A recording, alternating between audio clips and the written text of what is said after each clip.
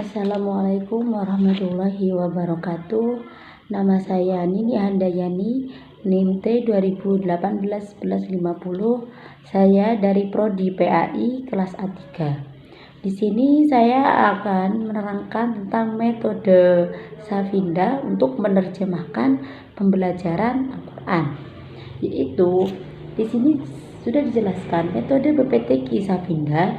Yang pertama, kita harus mengetahui dulu metode PPTQ Safinda itu seperti apa.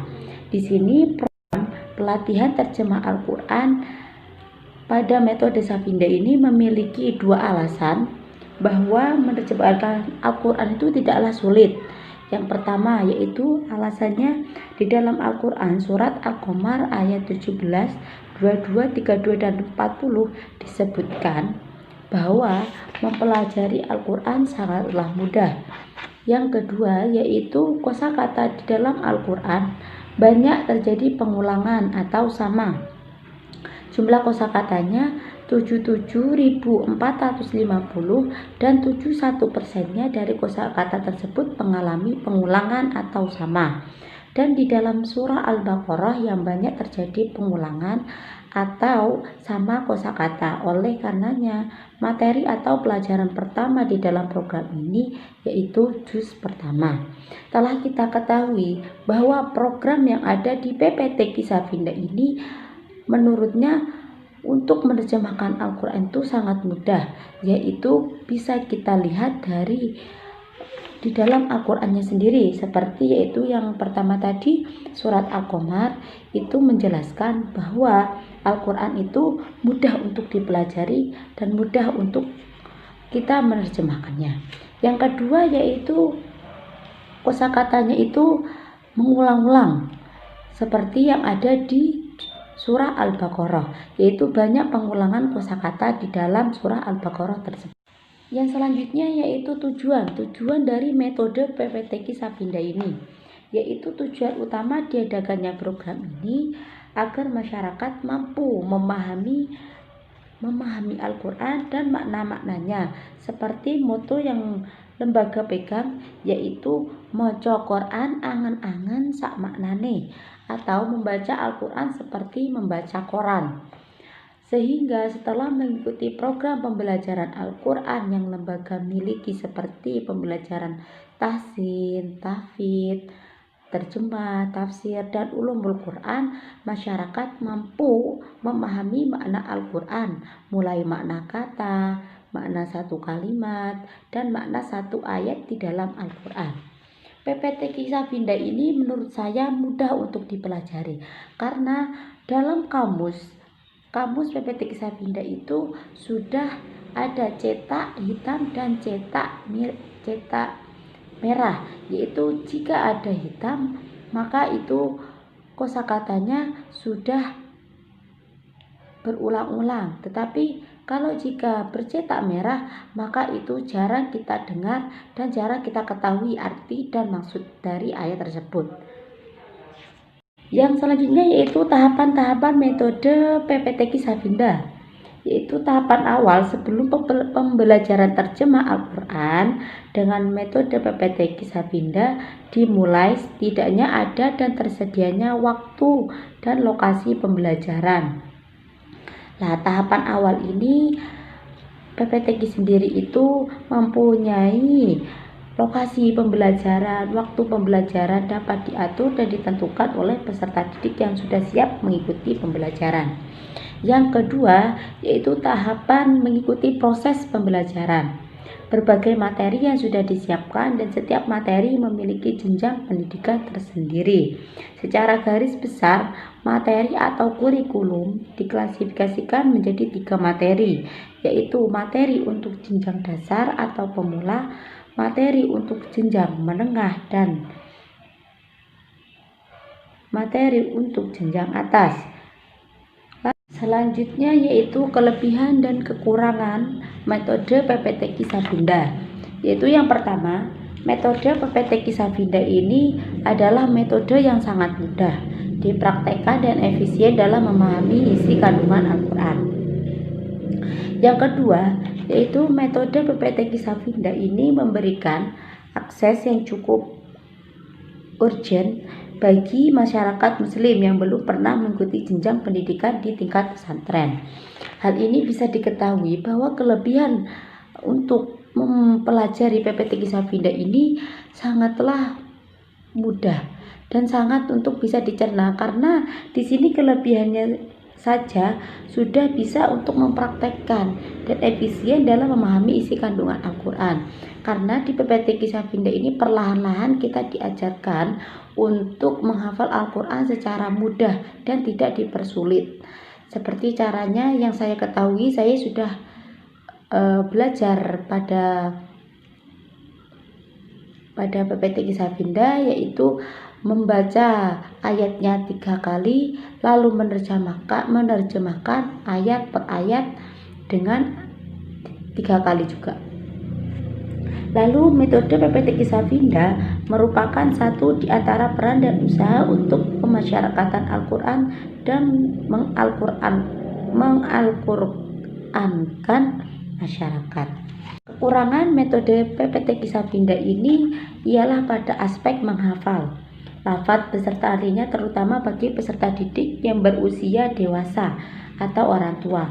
Walaupun di dalam metode ini disediakan kamus lafaz Al-Quran, karena metode ini di awal proses pembelajarannya lebih menekankan kepada aspek menghafal dengan bantuan media pembelajaran berupa materi juz pertama yang berisikan surat Al-Fatihah dan surat Al-Baqarah.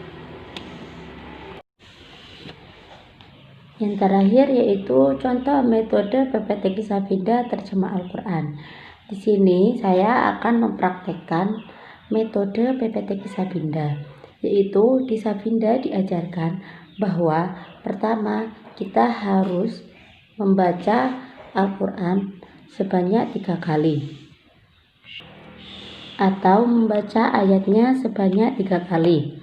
Di sini saya mengambil contoh pada surat Al-Fatihah ayat 1 sampai 7.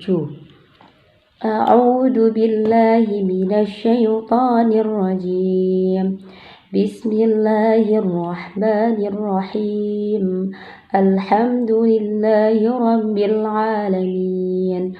Ar-Rahmanir-Rahim. Maliki yaumiddin. Iyyaka na'budu wa iyyaka nasta'in. Ihdinas siratal mustaqim. Siratal ladzina an'amta 'alaihim ghairil maghdubi 'alaihim waladdallin. Surah Al-Fatihah tersebut dibaca sebanyak 3 kali, berulang-ulang sampai orang tersebut hafal. Setelah itu kita baru bisa menerjemahkan. Di situ sudah tertera bahwa Bismi itu bercetak merah. Jika ada bercetak warna merah, maka arti terjemah tersebut jarang kita dengar. Jika ada ayat yang bercetak hitam, maka kita sering mendengar arti tersebut. Selanjutnya kita bisa menerjemahkannya. Bismi dengan nama, bi dengan ismi nama, berarti bismi dengan nama. Allah, Allah, Allah, Allah. Ar-Rahmani yang maha pengasih, Ar-Rahmani maha pengasih, Ar-Rahmani maha pengasih, Ar-Rahim maha penyayang, Ar-Rahim maha penyayang, Ar-Rahim maha penyayang.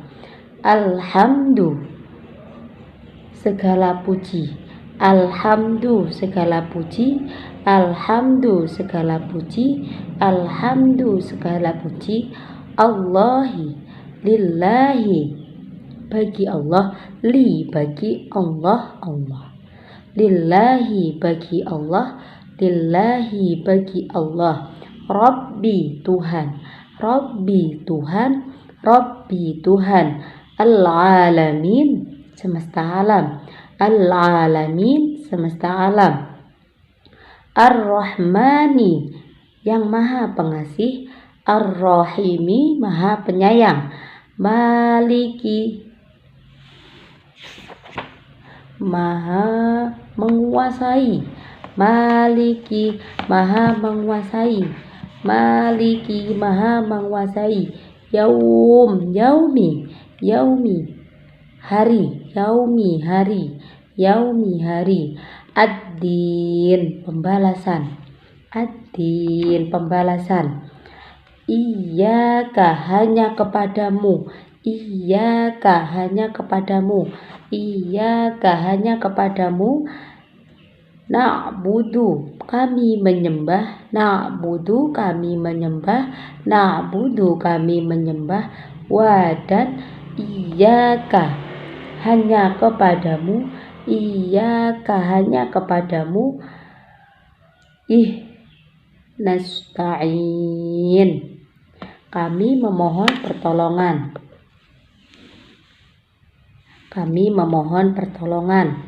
nasta'in, kami memohon pertolongan, ihdina, tunjukkanlah kami, ihdina, tunjukkanlah kami, ihdina, tunjukkanlah kami, syirat, jalan, as-syirat, jalan, as-sirata, jalan, al-mustaqim, yang lurus, al-mustaqim, yang lurus, al-mustaqim, yang lurus, sirata, jalan, sirata, jalan, alladzina, orang-orang yang, alladzina, orang-orang yang, an'amta, engkau beri nikmat, an'amta, orang yang kau beri nikmat, an'amta, orang yang engkau beri nikmat, alaihim, atas mereka, alaihim, atas mereka,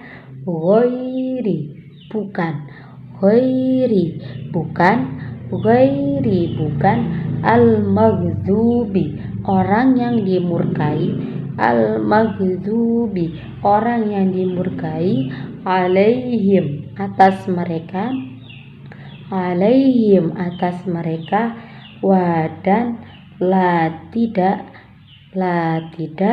ad-dallin, orang-orang yang sesat, ad-dallin, orang-orang yang sesat. Di sini bisa kita simpulkan bahwa banyaknya yang bercetak merah karena banyak juga yang belum terbiasa untuk menerjemahkan atau belum mendengar terjemahannya. Seperti kalau kita terangkan di sini, as-sirat itu juga diulang menjadi 2 kali. Terus Allah 2 kali, iyyaka 2 kali, dan alaihim itu diulang 2 kali. Yang bercetak merah maka itu jarang kita temui terjemahannya. Ketika kita menemui ayat yang bercetak hitam, maka itu yang sudah terbiasa kita dengarkan artinya. Mungkin itu saja yang bisa saya jelaskan tentang metode PPTQ dari Safinda. Apabila ada kesalahan, mohon maaf. Akhirul kalam, wassalamualaikum warahmatullahi wabarakatuh.